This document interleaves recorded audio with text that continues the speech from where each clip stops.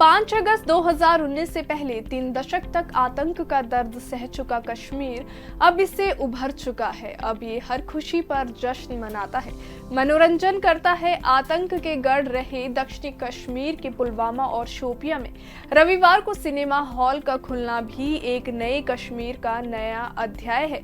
दशकों बाद बड़े पर्दे पर जब रंगीन चलचित्र उभरे तो सिनेमा हॉल में बैठे प्रत्येक दर्शक का चेहरा खिल उठा। अनुच्छेद 370 व 35 से हटने के बाद जम्मू कश्मीर में हो रहे तमाम बदलाव व बदलती तस्वीर का एक बड़ा सच रविवार को सामने आया, जब आतंकवाद के दौर में कश्मीर घाटी में बंद हो गई सिनेमा हॉल संस्कृति में 32 साल बाद रंग भरा जा सका। शोपियां व पुलवामा में सिनेमा हॉल खुल जाने से कश्मीरियों के रूपहले पर्दे को करीब से देखने के सपनों को पंख लगे हैं। उन्हें अपने सपनों को पूरा करने के लिए अब तक 300 किलोमीटर का सफर तय कर जम्मू या फिर किसी अन्य स्थान पर जाना पड़ता था। जोरावर हॉल सिनेमा घर की मरम्मत कर शुरू कराया। कश्मीर संभाग में एक ही सिनेमा हॉल आतंकवाद के दौर के 32 साल बाद बारामूला जिले में मई महीने में खुला है। ये हॉल पट्टन के हैदरबैग में सैन्य छावनी परिसर में है।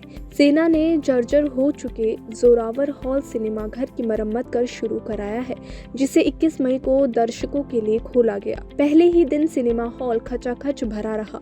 सरकार ने श्रीनगर के बादामी बाग छावनी परिसर में एक मल्टीप्लेक्स बनाने की अनुमति दी है। यहाँ पहले एक सिनेमा हॉल हुआ करता था, लेकिन ये आतंकवाद के दौर में बंद हो गया था।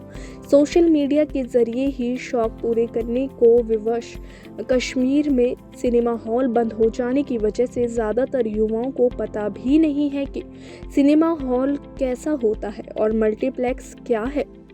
घाटी के युवा जो बाहर पढ़ रहे हैं या फिर रोजी रोजगार के सिलसिले में निकले हैं, वे ही रूपहले पर्दे का आनंद ले पाए हैं। अन्यथा घर पर टीवी और सोशल मीडिया के जरिए ही वे अपने शौक पूरे करने को विवश है। सभी जिलों में कम से कम एक हॉल खोला जाएगा। जम्मू कश्मीर फिल्म विकास परिषद के सीईओ व उप राज्यपाल के प्रमुख सचिव नितेश्वर कुमार का कहना है कि कोशिश है कि सभी जिलों में कम से कम एक हॉल खुले। लोग खासकर युवाओं को मनोरंजन सुविधा देने के उद्देश्य से ये सारी कवायद है।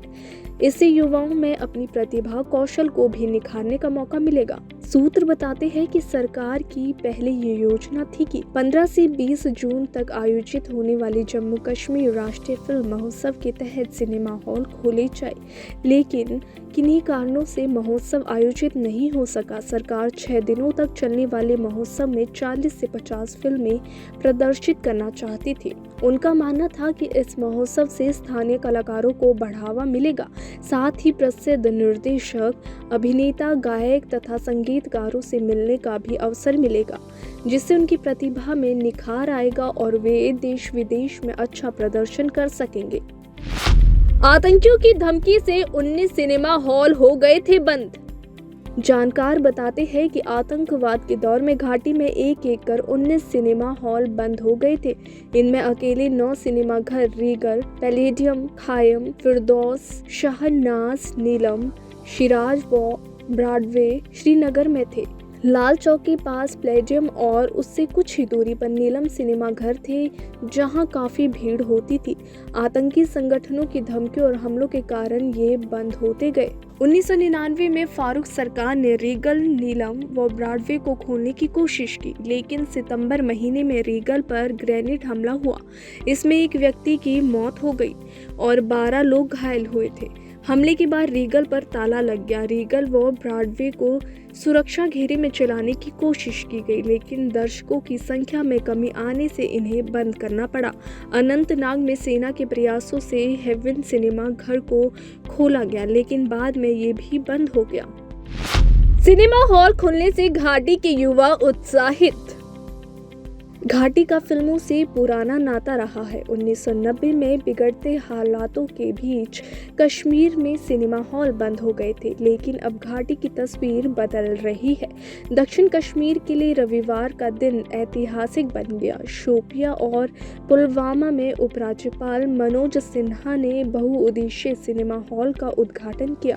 2 जिलों में सिनेमा हॉल खुलने से लोग उत्साहित हैं, खासकर युवा वर्ग। घाटी में 1990 से पहले कई फिल्में बॉबी आरज़ू, फनाहा, हैदर हकीकत, जब तक है जान, बजरंगी भाईजान, दिल ढूंढता है फिर वही आदि फिल्माई गई। बॉबी का वे नगमा आज भी घाटी के लोगों के दिलों में बसा है। मैं शायर तो नहीं मगर ए हंसी, जब से देखा मैंने तुझको शायरी आ गई। स्थानीय नागरिकों में उत्साह तथा खुशी है। प्रदेश सरकार को चाहिए कि यहाँ फिल्म शूटिंग के लिए उचित इंतजाम किए जाए।